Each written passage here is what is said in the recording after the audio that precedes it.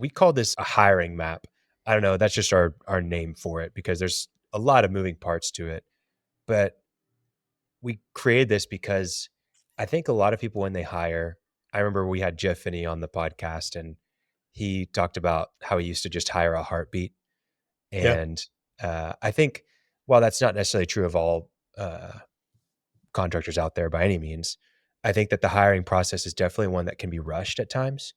And we had Jonathan Porter Wistman on the podcast. Can't remember what episode that was, but he talked about how you should treat every single hire like a $500,000 decision. Like this could either make me or lose me $500,000, even for the entry level positions. And you gave a bunch of reasons why, and how the time that you waste on training a bad person and missing out on a good person can easily equate to $500,000 for some businesses in just a very short amount of time, or the impact that a bad employee that's a bad culture fit can have on you losing multiple other employees, or a manager that makes the wrong decision and gets you into a legal dispute or whatever it is. It's a really important thing. Sure. And if you were adding someone to your family, you would really do your due diligence and you'd make sure that you understood that it was a good fit to your family and it should be no different in your company. And so that's kind of when we started thinking about this hiring map in detail.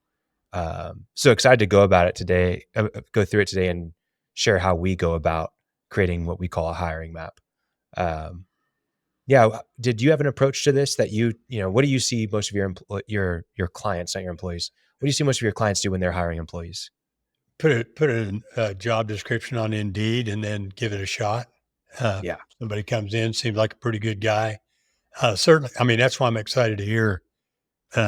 It's a big benefit what you've done to create this process.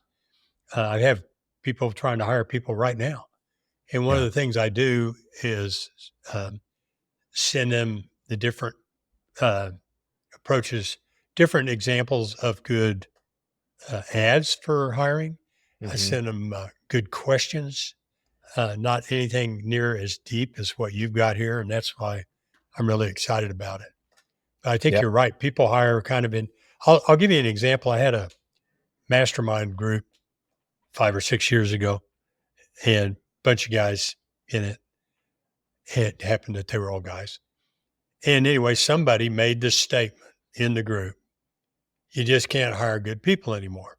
I don't care where you are or what time you live. Somebody is saying that, right? That you just can't hire good people anymore. So anyway, not in the interest of embarrassing him, but in fact, having embarrassed him, I said, is that true? He goes, yeah. And I said, anybody in this room hired any great people in the last 3 months? And I mean, every hand went up. So I said, you're partly right. You can't hire good people anymore. What you mean is you can't hire good people anymore. So what's a process? How can you, one thing is you have to believe they exist. The second is I think you're going to talk about a lot of things that you can use to attract the right people and then also to kind of winnow the wheat from the chaff. I still am a firm believer. You'll never know with absolute certainty. Although I can think some people that I would stake anything on there'd be great employees, but you can sure make the odds a lot better. You agree with that? Yeah, absolutely. Yeah, absolutely. I mean, you have 2 funnels in your business. One's for customers, one's for employees. You need the employees to serve the customers. You need the customers to pay the employees. And I think probably not enough contractors spend time on both of those funnels, but if they were to spend time on either of those funnels, it would be the customers one. And I think that makes total sense. Get started there. But at a certain point, your funnel becomes much easier when you have great employees. Your customer funnel just makes it just continues to just funnel many, many, many customers to you. That's because you have a better product than the competition because your employees are creating that better product or service. And then you're getting a lot of referrals and that makes the funnel much smoother, right? And so you do need to spend time working on that employee funnel.